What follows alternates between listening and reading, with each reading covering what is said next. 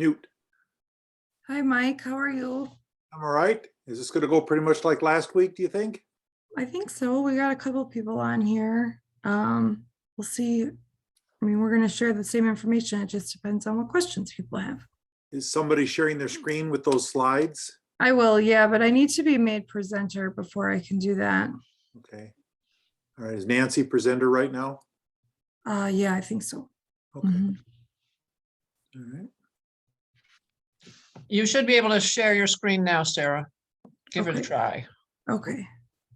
Oh, Nancy's just a voice today.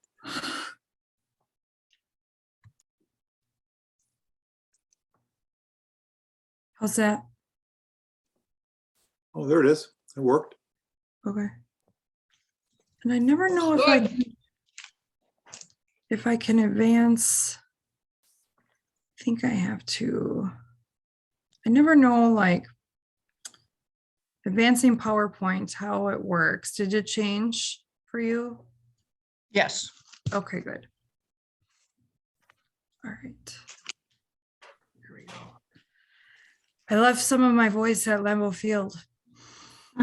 There last night? I'm a little scratchy. I don't know if it comes through Zoom as much as I can hear it, but Have you warmed up? I'm starting to thaw out, yes. But Mhm. I did sleep in my long underwear, or my cuddle duds. And I took my socks off to go to bed and my feet were like, no, we're not ready for that yet. The snow was amazing. Oh, that was, didn't hear that in anybody's forecast. There's Larry. I couldn't Hi, hear Larry. you. You were kind of glitched.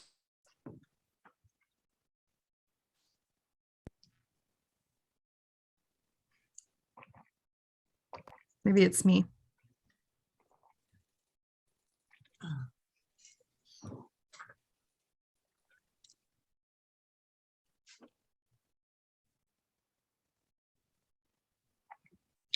Well, Jackie's rectangle has been saying she's connecting to audio for about 10 minutes now. I've seen that too. My Wi-Fi is saying it's kind of unstable. I'm gonna go see if there's something running in the house that's really bogging it down. Sounds good. How are you doing, Larry? You're on mute. You're on mute.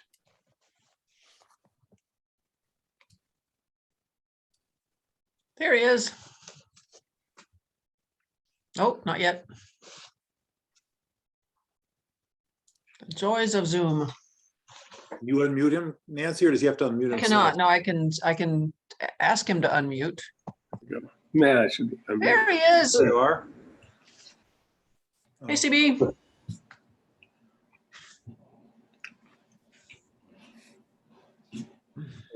Are the Johnsons doing okay? Johnsons are hanging in there. Yeah, we're doing great. How about you guys? Doing all right. How was the big game in Florida? You had a good We had time? a lot of fun. We would have liked to have won, but it was still fun to be around all those Michigan people. But Darcy picked up COVID in Florida. Oh no! Yeah, so we had to delay our departure. So that was a nuisance. Did she get pretty sick with it, Mike, or not? Oh, too she just had a cold. good? She was better in about 4 days. But it was so besides losing the game and getting COVID, we had fun. Well, it looked like it was a good time. Some of the videos. There are a lot of Michigan people. There was nice being around, being around because in Wisconsin we don't have that opportunity very much to hang around all sorts of alumni. So Darcy's feeling well though now and everything. yeah, she's fine. She's Good. fine now. Grandkids have been okay. They stayed healthy. Yep. Good. Hi to all. Hi, There's Paula. Jackie. Good morning. Morning, everybody. There's Kay. There's Jim.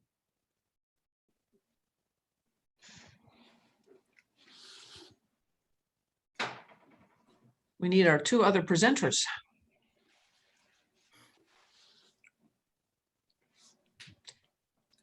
There was some competition for rooms in the church. I think I will do a quick, see if Kathy needs to be led into some other office real fast. Be right back.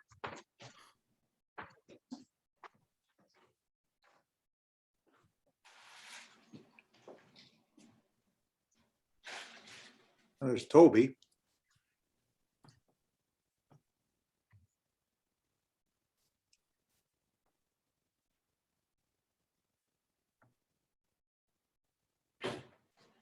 Retirement's going well, Mike?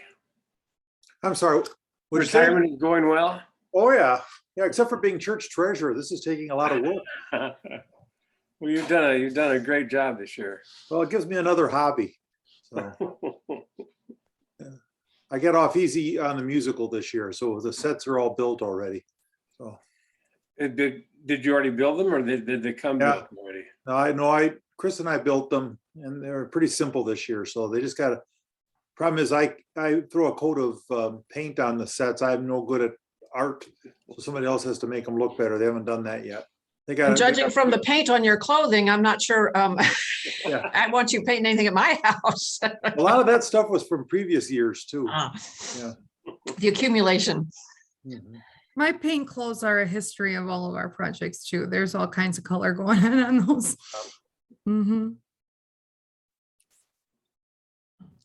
Yeah, my painting skills are not artistic. They are very crude. You know, so when I paint the sets, it's like painting a wall in your house. You know, so it's Mike, when is the musical this year? I should know, but February 12th, the weekend, you know, around I think it's, I can't remember, whatever it is, Thursday, Friday, Saturday, Sunday. So Yeah, Saturday's the 12th. I guess, okay, so the first show would be on the 10th then, 10th through What the is the 13th. musical this time? This year it's Guys and Dolls at North. Will it be on recorded somewhere so we can see it later? No, they don't, they're not even allowed to do that. There's copyright Hmm. things. They're not allowed to do that. Yeah, so you got to go in person. So, yeah, I assume it's going to be at the Grand. yeah, it's going to be at the Grand. So, I don't know about how tickets are going, but there might be available still. Oshkosh West is doing 9 to 5 next weekend. Well, that's, Lane is on the backstage crew in charge of all the props.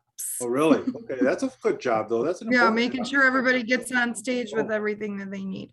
Yep, very important to practice that. Yeah. Yeah.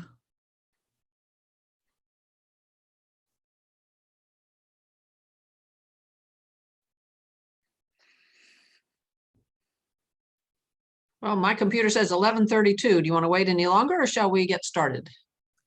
We Get started. can go ahead. You can go ahead. I get to welcome everyone to this virtual gathering, getting us prepared for next week's annual virtual gathering. The format for this meeting is that there'll be 4 presenters from the council, you know, providing some background to the proposal to establish permanent opportunity funds, some of the details. And then once the presentations have completed, the panel welcomes questions, and we'll take our time to, you know, explore what you all want to explore. So let us start with a prayer. Let us pray. Gracious God of unending blessing and generosity, we can gather this day because of the generosity of others. And the occasion for this gathering is the generosity of a woman named Nancy Norgord. We give thanks for her life. We stand and sit in awe of her legacy. And we ask that you guide us as we discuss and make plans to receive her gift and share it with the world. We ask your guidance in our listening, our speaking, and in our dreaming. In your countless names we pray. Amen. I think, Kathy, you're up first. I am. I'm gonna, Kathy, before we get started, I just want to share, I'm gonna share my screen throughout the presentations, but then when we get to the end and we're ready for questions, I'll take it down so we can see everybody's faces. Okay, I'll wait for you Good. to put that up. Here we go. Can you see it? Mhm. We're good. Okay, go ahead. Fire away. Okay. I'm Kathy Willie, and I served on the task force for this bequest, and I am also been on the council this last year and am nominated for this next year as well. Nancy Norgord was a great example of what it means to be a disciple of God. She knew that God loved her, and she wanted to share that love with others. One of my absolute favorite ways she shared of herself was when she prayed the Lord's Prayer in Norwegian at the end of our women's spirituality group meetings. It was a way she honored her ancestors who helped shape her faith. It was indeed a heartwarming gesture. She also shared her gifts of time, talent, and treasure, even in her death, by leaving FCC a very generous bequest. She understood what it took to make a church function, so she yearly pledged to the operations budget, and when the congregation asked members and friends to go the second mile, she pledged to the Next Step Together financial campaign. It is for that reason we decided to complete Nancy's pledge both to the 2020 annual budget and the financial campaign, and took that money off the top of her extravagant gift. Also, as a memorial to her, we decided to take $30,000 so that we could add to the funds that had already been collected and purchase the tables and chairs in the fellowship hall and the lounge. She wouldn't miss a coffee hour or a potluck, so we were sure she would appreciate the comfortable seating and for being remembered in this way. Nancy gave this congregation a wonderful financial gift in her will. The bequest did not have any special instructions. Nancy had indicated that she trusted the leadership to use the money in ways that would best sustain this congregation. It was the recommendation of the task force and endorsed by the church council that the remaining abundant funds be used to establish a permanent opportunity fund that will bless this congregation and beyond for many years by using this money for doing ministry. So here to explain the plan for those funds and how we're proposing they be structured is our treasurer, Mike Duffy. You want to advance the slide, Sarah, maybe? You bet. Okay, so just like Kathy said, we received this very generous, unexpected, exceptional gift from Nancy, and I was a member of the task force and also church council. And we really wanted to think about this very carefully. We didn't just want to spend the money rapidly and just do it to this and that. So we wanted to think of how this money could be used to benefit the church for the longest period of time possible. And so basically we decided that the best way to do this was to set up basically an endowment, which will be called the Permanent Opportunity Fund. And this will be an opportunity to use Nancy's gift in a sustained way, possibly permanently, and even possibly grow if other people contribute to these funds. But what we're proposing is to take the over $900,000 that she left us, and now it's up to $1 million, and invest that in a moderate risk investments. And with that investment, you can hope, what the financial planners tell us is that you can probably take out 4% per year forever and still have that money there to keep spending. So we have that 4%, or about, at this point, about $40,000 per year that we could spend for the church's financial needs and still keep growing Nancy's endowment. So what we decided was there were 4 main areas of financial need in the church. And so what we're proposing is that this $1 million be divided up into 4, basically $250,000 funds. The first fund would be the operating fund, and that we would take 4% of that money per year to help balance the budget, because as everybody knows, we don't have a balanced budget. So basically that would be approximately like Nancy giving us a $10,000 pledge every year forever, even after she's long gone. And so the 1/4 of the Permanent Opportunity Fund would be for church operations. The second quarter would be a facilities fund. And basically we'll add that to the maintenance reserve fund. So that will be used when needed for expenses above and beyond what's in the budget. And we also decided that 10% of that money would be used for environmental initiatives, and the Green Team would help us to spend 10%. So again, $10,000 this year, approximately. The numbers aren't finalized yet, but we'll go to the facilities fund. The last two funds are a little more difficult to explain in more detail. Toby will give you some of the detail, but basically we wanted to create two funds that will be grant awarded funds for two areas. One is to support the congregation, and two is to support the community.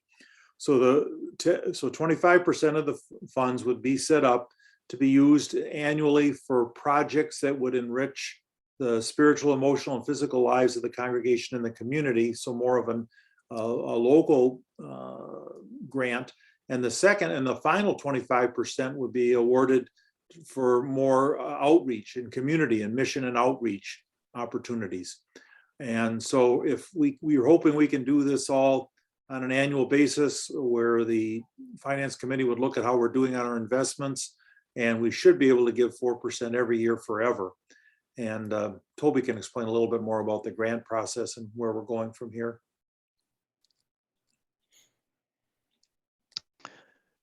Hello, everyone. This is Toby Vanden Heuvel. I am currently the moderator-elect, soon-to-be moderator, and member of the Church Council when all this was discussed this past year. So just a little bit more detail, piggybacking on what Mike had said.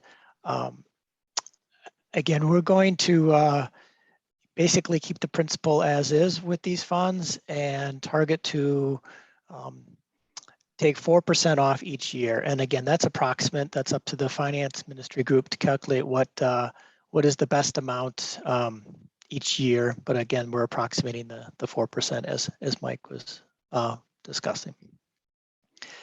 So then once those funds are kind of allocated to the 4 different areas, basically operations fund will be managed by the finance ministry group. Again, as Mike mentioned, just to address helping our cost of kind of operations and the budget challenge. The facilities fund will be managed by buildings and grounds. And it's meant to kind of be part of the reserve fund so that when emergencies occur, we'll have that money ready. But again, it's up to the buildings and grounds to see how that best meets our needs. And then the other 2 funds will be managed. Well, at the end of the day, they're going to be managed by the congregation. So the plan is to set up a yearly grant committee, and that grant committee will evaluate all of the requests for grants. They will narrow it down and then bring it to a congregational vote each year. So ultimately, where those dollars go to will be up to the congregation each year. And again, Sarah may piggyback on that and add some more color to how that's all going to work. So if money is not spent any given year, and that may be the case, there may not be a need or it just didn't work out for whatever reasons, that money's not lost. So they will continue, that will accrue, so that money will be available to that appropriate group the next year. Side note, we will be keeping the money in the fund until we actually need it, just so it can continue to accrue interest while we're deciding where that money should be spent. We expect there to be exceptions. Let's say there is a need above and beyond the annual distribution amount, and there's just a larger expense that's needed. So we can and will accommodate that. The plan is for the church council to approve and then bring back to the congregation to ultimately vote to go beyond the yearly allocation. And we'd like to accommodate for, there may be a request, a very large idea, initiative that requires more than the yearly distribution. But it's doesn't all have to be spent in 1 year, so there may be a multi-year request. And again, we'd like to accommodate that if and when that occurs. So those are just some of the details, right? There's probably more, there are more details that we haven't kind of run across yet, but that kind of gives you a feel for how the money will be administered, as well as kind of who owns kind of the ability to spend that money. Over to you, Sarah. Thank you, Toby. Well, first of all, I just want to let you all know that I left part of my voice at Lambeau Field, so I apologize if I get a little squeaky. So it cracks on me every once in a while today. I also wanted to take the time to just thank the task force for giving council a wonderful proposal for us, kind of as a starting point. That task force was led by Jeff Pullmanbecker. And as Mike and Kathy indicated, they were both representatives on that, as well as Vanessa, our church clerk. And I'm forgetting somebody. Well, Jeff, obviously, I mentioned him already. And Nancy was a part of those meetings as well.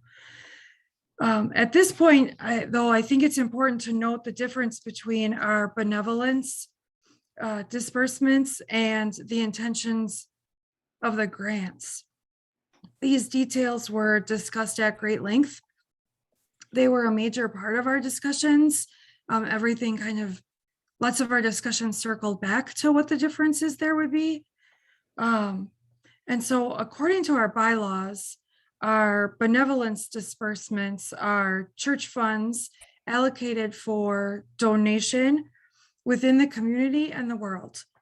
And they are special offerings intended for donation. So that theme of donation runs through those bylaws. It's the intention of the grants, however, to inspire collaboration across ministry groups and within our community and beyond. While the grants are an amazing funding opportunity, we view them as more than that. They're an opportunity to inspire partnerships that are not currently occurring organically. We want the impact to be deeper than just financial, deeper than a donation. We want the initiatives to include an element of human engagement, of spiritual growth, and of service to others. So we really wanted to make sure that while we were providing a financial gift with these grants, we were also providing some sort of action or service and inspiring some spirituality. So they require an investment of FCC's human capital as well. Excuse me. So throughout our deliberations, we viewed the benevolence disbursements and the Permanent Opportunity Fund grants as complementary to one another, not competing necessarily with one another. So I hope that helps explain the differences there a little bit.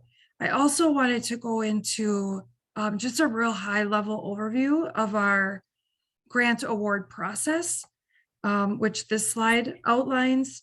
This is a new way of distributing money for our church, so we just wanted to draw attention to the process. We don't have all the details ironed out yet because we wanted to wait until this whole package was approved at the annual meeting next week before we moved any further with our ironing out of details. So, but you'll see in the policy that we split the grant determination process into 2 sections this year and beyond. And that's simply because there's a little bit of differences due to timeline.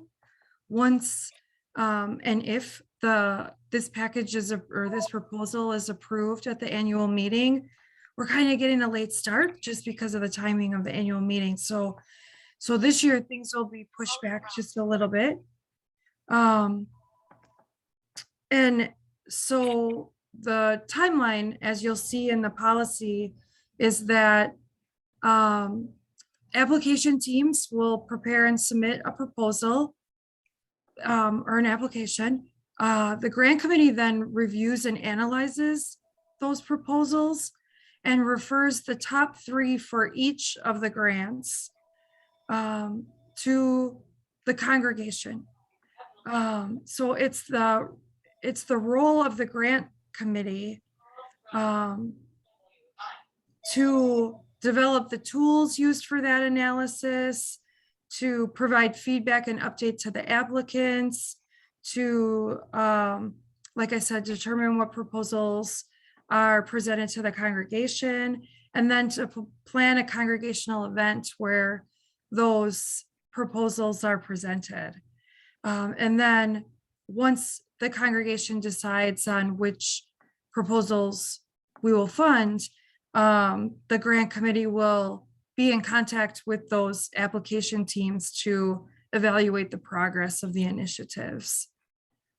And so in the end, the congregation, like Toby said, decides on how these grants are awarded. So with that, that's all that we have. I'm going to stop sharing my screen for a bit, but I can always pull it back up if anybody needs some clarity. And we just want to open it up for any questions. If you have Feel questions, free make sure to you unmute your- just make sure you unmute yourself.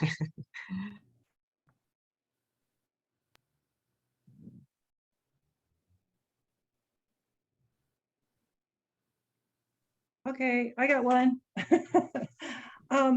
Why was the decision made that there would only be one grant awardee per grant application? Seems to me like there might not be someone asking for 10,000, but they might be asking for less than that. And those are, I can speak to that a little bit. Those are details that'll be kind of ironed out. It's not necessarily one. Like you said, if we could fund 2 and that's how the congregation votes, that, you know, the top 2, the top 2 vote getters, I guess, we can fund both of them, then we absolutely would. You know, we can talk about that at that time. That's a possibility. Yeah, I guess another question I have is, I know this is a draft that you guys put together, and I'm wondering what kind of, when would there be a final determination? When would the grant committee be chosen? And do we have enough time to do that all before 2023?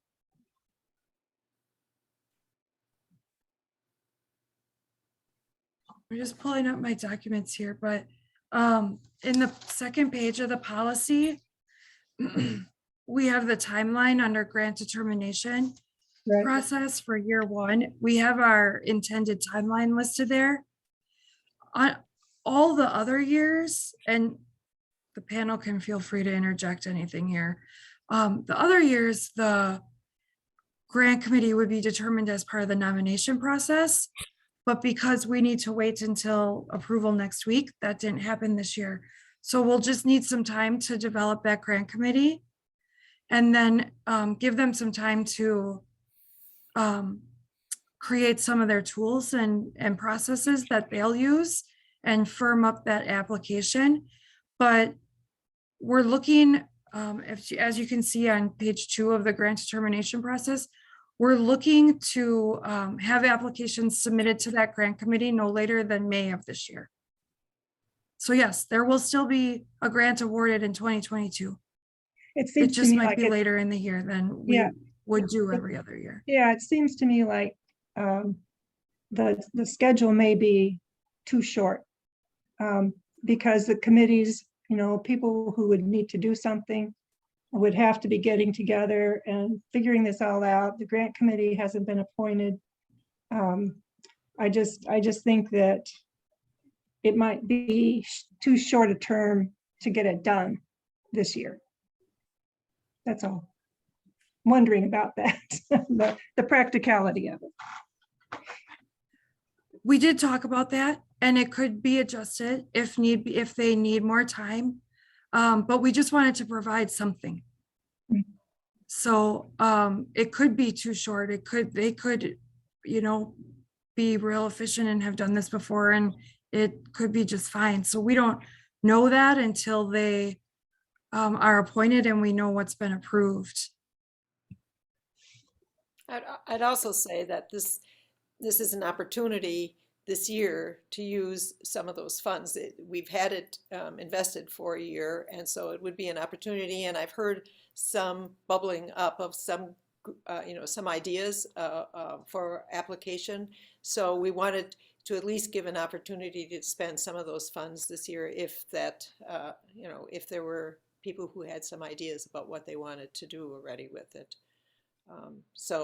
I think it was an optimistic timeline, and if nobody applies for any of the grants, then we'll wait until 23 to see who applies then.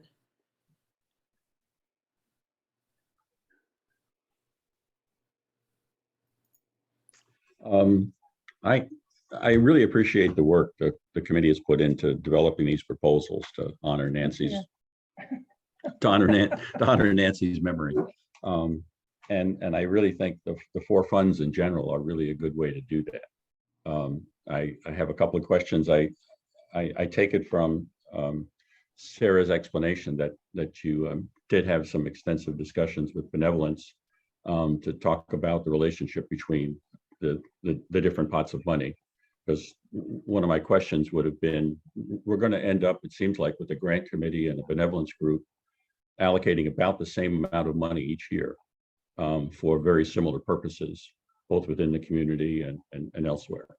And kind of given that we have trouble recruiting people for ministry groups and other things anyway, I tend to like to think about how do we use the existing structure if possible to be more effective and coordinate more things than to create more potential coordination and communication issues. That'd be a concern I have. And so it sounds like the thrust of really the two funds, the church enrichment and the mission and outreach fund, are to engage more of the congregation in particular in efforts and activities that tie into things going on in the community or elsewhere in the arena of mission and outreach. Is that correct? Mm-hmm. Right. And John, I would say too that we would, if benevolence wants to partner with the money that's available in the grant, there's no problem with that. They can actually work together rather than working in separate silos, that they actually would work in partnership with one another, with the caveat that the grant requires human capital, which is different than the way benevolence has been functioning. So, but there's certainly the opportunity for that to happen and to work together on that. In fact, I would think it'd be highly likely that benevolence committee would be one of the people putting together a grant for those funds. I would think that would be, as likely a group as any to put together something. One of the questions I had was going to be how you all see the difference between the Next Step Together Benevolence Endowment Fund and the Mission and Outreach Opportunity Fund. My understanding is that Next Step Together Opportunity Fund is benevolence's responsibility. Well, of course, but it was designed to basically do larger projects in the community to have bigger impact. Well, and if benevolence wants to do that, there's nothing. This doesn't prevent that from happening. And if they wanted to even increase the resources they have available, they could apply for a grant and add those funds to what they are already doing. So I don't see that there's a problem. So members of the church and the community can apply for both. Mm-hmm. Well, I would. If that's how you're doing I don't know how the benevolence is set up, the 100,000, how they, what parameters you have around that. But if that's the case, if people are applying for that, through benevolence, yes, they could do both. Sure. I guess that just brings up another question. Is this only applications within the church by committees and groups, or is it for outside applications? And how would we inform people about who they should go to for what? Again, I think we have a vision of partnership on this, so that if there is somebody from outside, that they would partnership with a ministry group in the church. And if the ministry group feels that's a worthy endeavor, then they could do it that way. So it would mean that it would be someone within the church who would be a major party to an application, a grant application. Yes. Yeah, yes, we talked about allowing it just to for community applications, but we don't want to turn into the community foundation. That gets very complex. And so we want, yes, that if there's a community organization that one of our ministry groups has been in communication with, and they have a shared vision, we absolutely encourage a partnership there. But again, it requires that element of service and action and volunteerism, not just a donation to that organization. And to go back to what you were saying, John, about nominations and volunteers, one of the things that we discussed, and we haven't worked out the details of the grant committee because there's a lot of different possibilities on how that is structured. One thing that we discussed is potentially having a representative from some of our ministry groups on that, make up that grant committee, so that that channel of communication, like you were expressing concern about, kind of follows through in that representation. So there's a lot of possibilities there, but that's not something we wanted to iron out all those details before we even knew if the initial proposal was going to go through. Okay. And how many people are you thinking on the grant committee? That's up for discussion as well. Anne has a question. I don't have a question. I just wanted to, I'm on the benevolence committee. And during the last year, I contacted the social justice committee because of the influx of the Afghan refugees, and talked to them about, now we're talking human volunteerism as well as money, but talk to them about the church as a whole working together on something like sponsoring a family. I won't go into details about why that hasn't come up yet, but that was something, for instance, that might be a whole church involvement. But I was not thinking, I'm a benevolence, and we give money more than thinking of a whole church involvement. So that's why I contacted them, and we have done something like that before, where the whole church gets involved in sponsoring and helping. And so that was just an example I thought of, depending on the circumstances, but that's one that I thought of before you even had this discussion. Just a thought, just an example. And I think it's a good example, Anne. Thank you. I just had one more question. When we talk about groups within the church, Women's Fellowship is a lot of what they do is raise funds. And I'm wondering how that relationship with these other things would work, since Women's Fellowship is not an official committee or ministry group within the church. Is your question whether or not they would be able to apply? Yeah. I've not heard any discussion that would preclude them. They are not an official ministry group, but they're a recognized group within the church, as is the Green Team, for instance. Yeah, we did talk about how we, it doesn't have to be an official ministry group that applies for these grants. As Mhm. long as We it's would, connected- right, connected through some committee in right, the church. right. As long as it's connected through some committee, then that would be fine. Mhm. Kelly, go ahead. I had a question from somebody who wasn't able to be here at either of these, wondering about do you have a ballpark for how much each grant might be allotted to? Like, how much are we talking per grant? Mike? 10,000. We would have 10,000 right now, approximately $10,000 per year. So then it would be up to the grant committee All 4 of them? for the total, the total for each, of each bucket, so.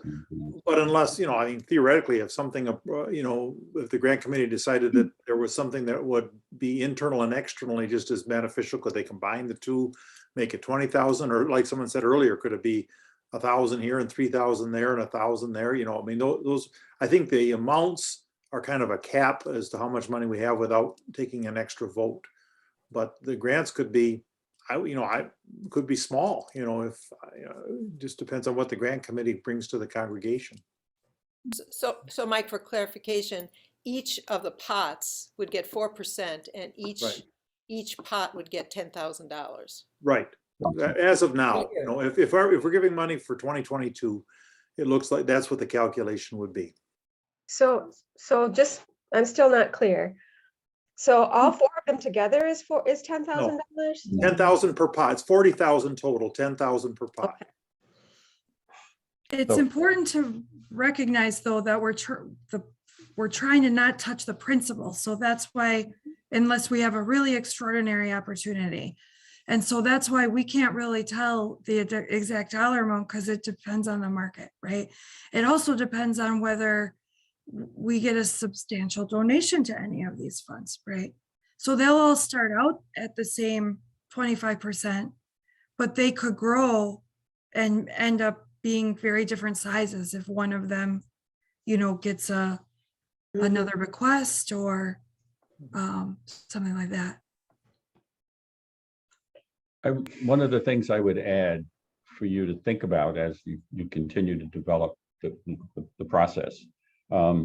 As most of you know, I served on benevolence for probably about 8 years. Ann knows this better than I, but sometimes at the end of the year, we would discover that Women's Fellowship decided to award 3 amounts of money to organizations in the community, perhaps the shelter, perhaps the food pantry. And my concern with that used to be that, well, if we knew that earlier, we might have made different decisions about the distributions we made in money to different groups in the community based upon different needs. And so the grant committee will create another opportunity for a similar kind of thing. And that is, it'll be extraordinarily important to figure out how to try to coordinate the efforts of the church in distributing funds for mission and outreach purposes between really essentially 3 groups in the community: the Women's Fellowship, the Benevolence Ministry Group, and now the grant committee.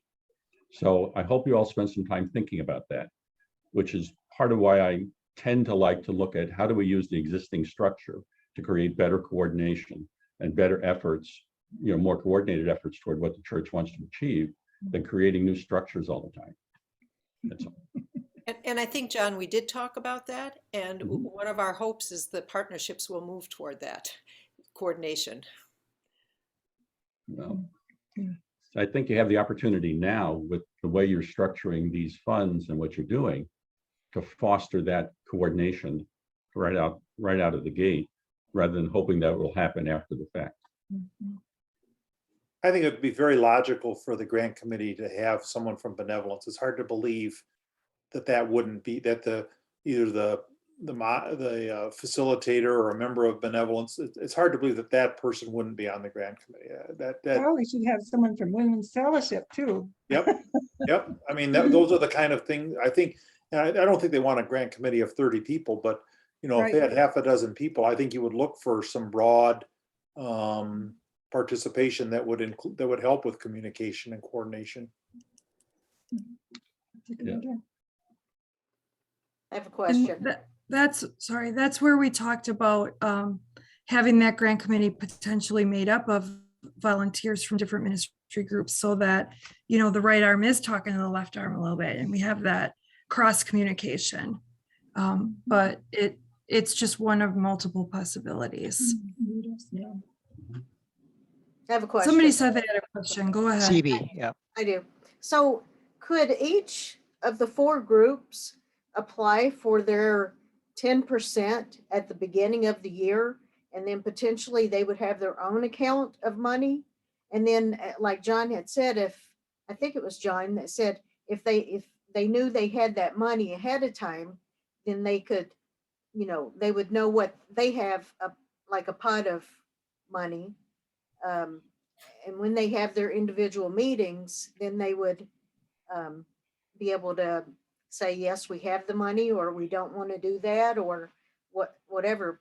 But I'm just wondering, would the different committees potentially have their own accounts? Well, I think the first, the account that goes to operating funds, that's going to be controlled, that's going to be taken when finance needs the money. And the same with the building, the maintenance fund. So those two, they know that money's there, right? This is doing exactly what you say. They know that money's there when they need it.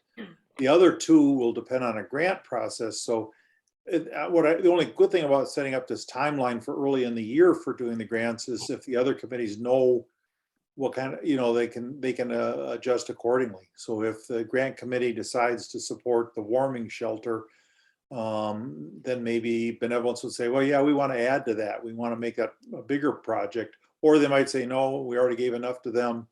So if we do the grant process in the spring, I think the other committees will understand what's there and what's not. And we don't want to have the money go out of the investments until we need it. So we don't want to just put it into a checking account somewhere, because it could keep growing.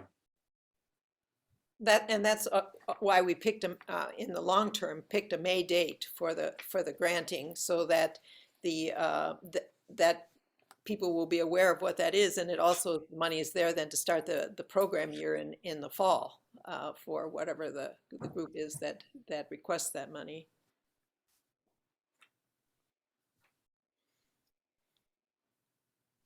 Anne?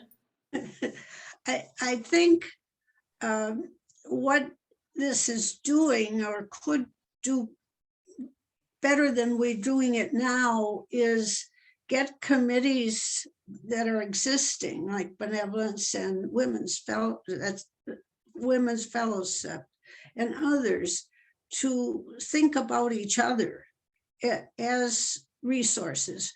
For another thing we did this year was Women's Fellowship has the reverse Advent, or whatever, the Advent thing. And benevolence did wanted to be part of that. So did allot some money to that project. So some of this is going on a little bit. Right. Anyway, but this sounds like an opportunity to make that more intentional. Indeed. And another example is the task force partnership with Women's Fellowship, because they raised the money for the chairs and the tables in the dining room fellowship, and we partnered with them and found out how much they had collected, and then took the remaining money as the memorial from Nancy's bequest. So yes, some of those partnerships are already happening. But informally, I mean, yes. Just kind of, let's do this, So this would make it a little more part of the consciousness of the groups.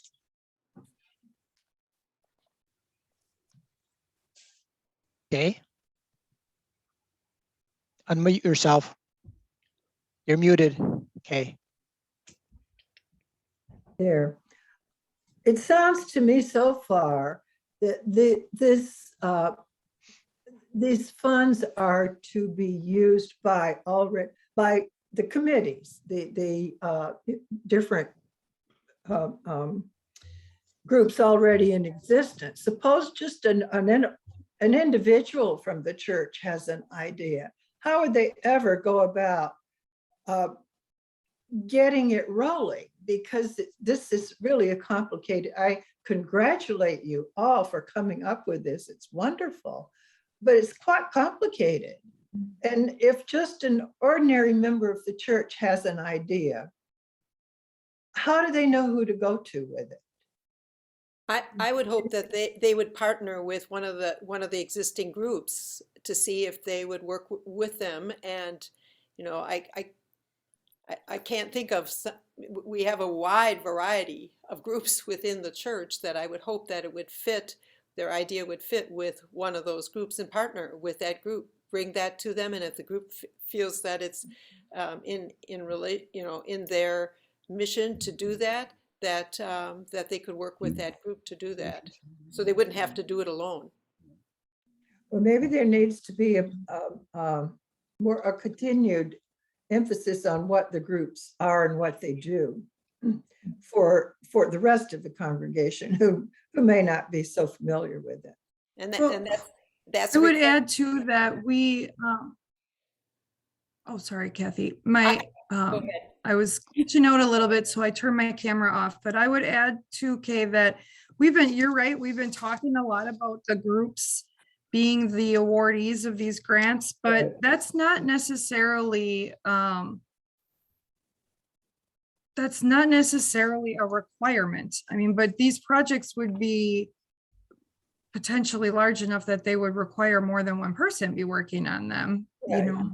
Right. So we would, if there's a group of members that aren't a formalized group in the congregation that have a great idea they want to do, I would encourage them to reach out. To reach out to whom? The grant committee, Okay. once it's established. Yeah. Okay, that's what I needed to know. And I think it's in there now that you say that. And I think too, Kay, what you've brought up has been a concern that several people have voiced, that they don't know what all the groups are in the church, Right. and they don't know what they do. Right. And this will be another opportunity to highlight those all the ministries that are in this church. So your question is placed well in this whole plan.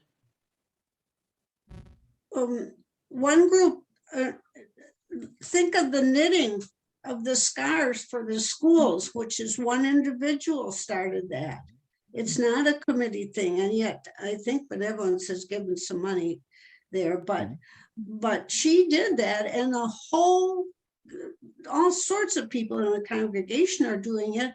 And I've been at church when people who are not related to us at all call in and said, can I bring in my scarves? You know, things like that we don't even, no committee was involved in that at all. So those things can happen. You're absolutely right, Ann. And when I said it's going to take more than one person, I was more thinking like one person's not knitting all the scarves. She recruited a lot of helpers, right? There's a lot of people excited about it that then step up to help with it because they're excited about it. Yeah. Right. Yes, you're absolutely right.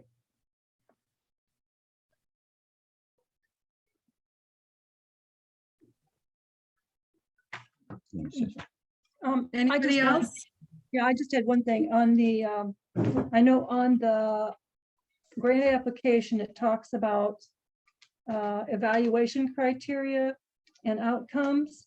And if the committee is on, the first one is only for 1 year, then they would not be participating in the evaluation of the project potentially. And I know after that first year, it's going to be based, the membership would be based on the terms of the ministry council. You know, you can serve for so many years, and hopefully rotating so that people will have some knowledge of what happened in the previous year. But that first year, to me, there needs to be some overlap, because the projects would not be finished in that first year. Potentially, they might go into the next year. So that's just something to maybe think about. I would think it'd be very likely that members, many of the members on the first year would be on the second year. I don't think that that's, you know, it's just a matter of how we get this rolling. I don't think we've decided that their term is only 1 year. You know, I think that That's Yeah. what it says.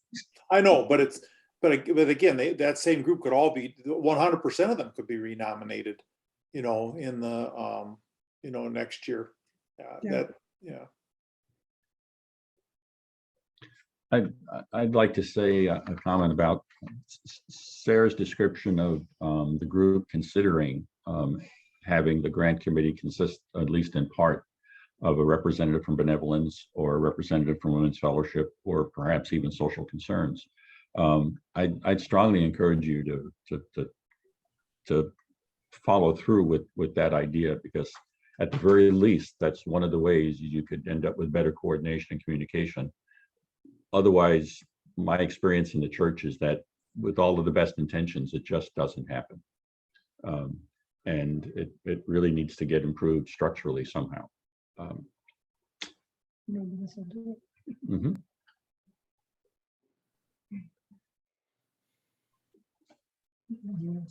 Duly noted. Thank you, John. I don't know if this is allowed, but the intention of this meeting was to be a listening session and to answer the questions, which thank you everyone for having really good questions, because a lot of these questions did come up over the last year in council.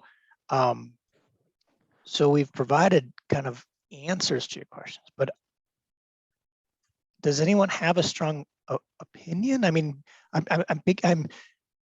this is a congregational meeting, right? So I want to hear if people have any strong thoughts about the answers provided or the direction we're heading, above and beyond what's already been expressed, just to give the council a little bit more, information from what the congregation thinks as we kind of finalize this process.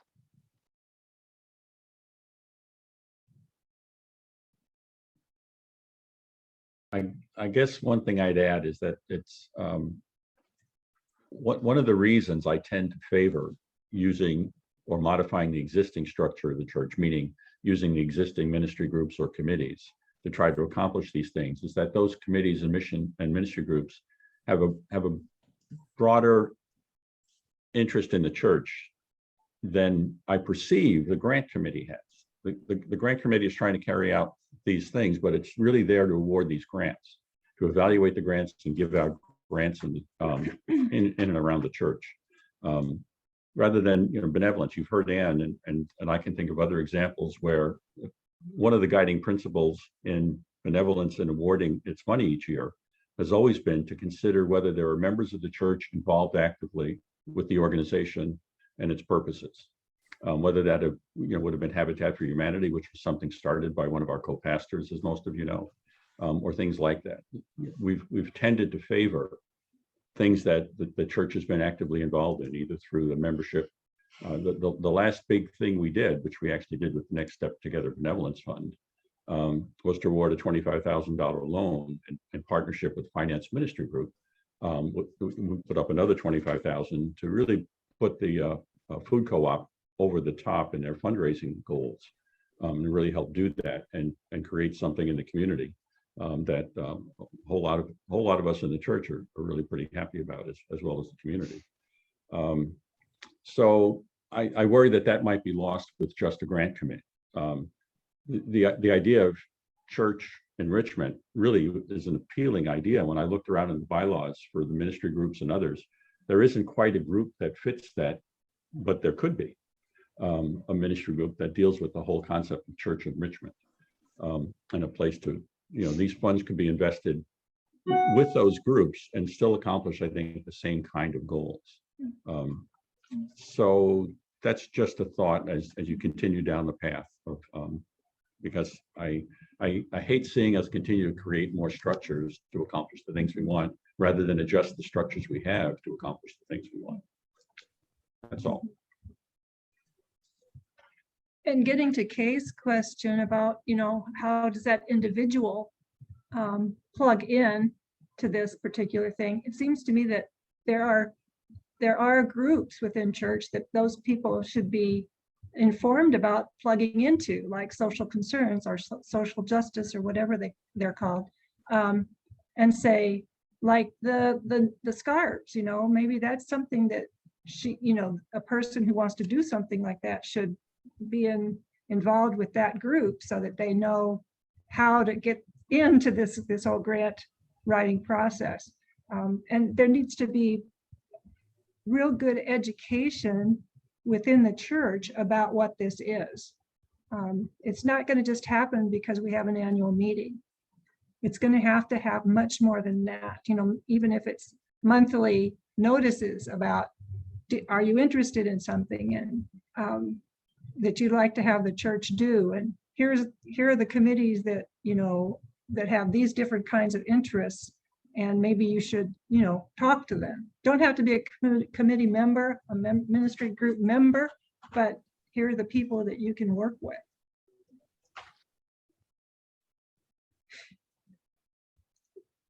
Hey, It just occurred to me that, well, why couldn't we have something like a role play in church one Sunday about an individual coming forth with an idea and saying, how can I get fun? How can I get more? What do I do with this idea? And have whatever committee or group, have them respond. I mean, this is all great, but it's still like, it comes back to the complicated thing. How will the ordinary church member get involved?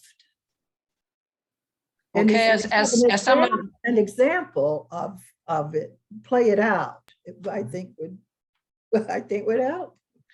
well, as a person with some responsibility for a Sunday morning worship service, I think that's a great idea. I think we can help that happen, make that happen. That would be good. I like that I idea. guess John probably too, once people know that we're on benevolence, I have people come up to me and say, have you heard about this organization? And I say, no, and I hadn't. I can think of two this past year that people came and said, how about this one? And then you look into it further, but you're right, it's not general knowledge. It's just that somebody happened to know, that I was on benevolence, and have you thought about this? So I like the idea of somehow getting the word out.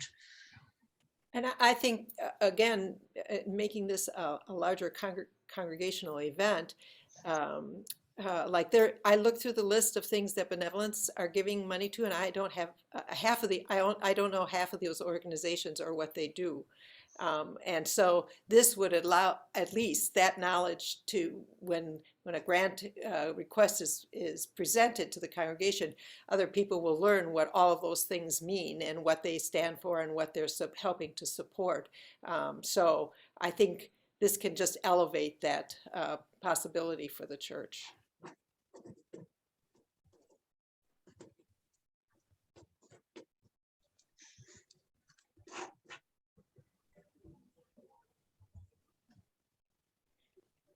Well, this is not a speak now or forever hold your peace. We will have an annual meeting next week. Are there any other comments, or if I may just step comments, questions? If not, I am the designated prayer.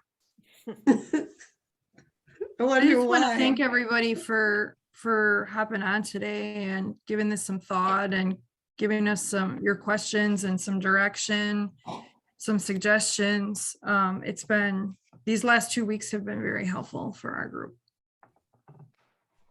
And I want to thank John and Pat, because it just feels warmer up here knowing that you're in Texas. Thank you, John. Thank you. Keep it up. Okay. I have one more thing to say. As we consider what to do with this money that Nancy has left to us, I think it's good just to do a few things. Remember who Nancy was and make sure the congregation knows a little bit of it now and then. I was looking over this whole packet, and I began to think about Nancy and what she was like. And she loved dogs. Uh, she was cheerful. She had a wonderful sense of humor. She could tell a funny story or an embarrassing story, and it was aimed at herself. She never aimed it at anyone else. And she was very self-effacing, very independent. She was a storyteller. She loved to write. As some of you have already pointed out, she loved the coffee hour and the meals downstairs. She loved all things Norwegian, as you have said. She loved her church. She loved her parents. She loved her PEO sisterhood. There were so many things that she loved, and was a very kind of low-key member, but part of it. And she just made a group she was in better. So thank you, Nancy. Amen to that.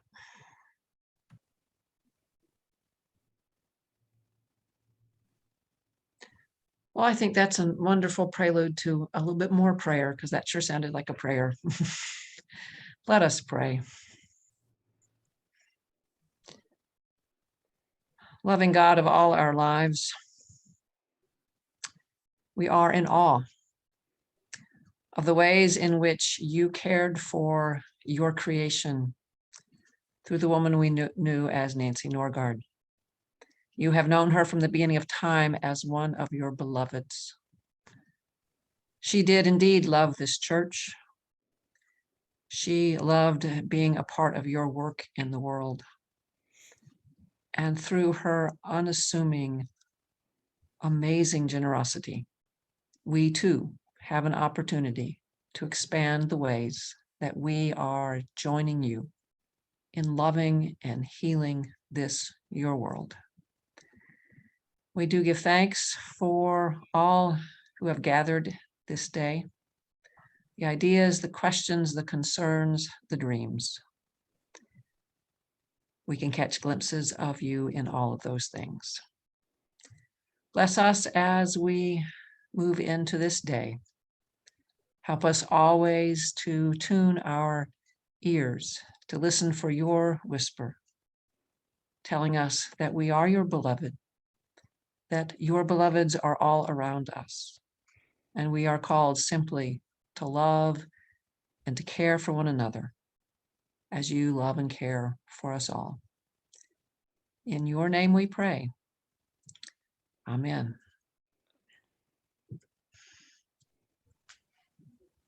Thank you, everybody. Thank It's nice. you. It's really wonderful to see Thank you. unmasked faces. Enjoy your Full day. faces. Bye-bye. Bye.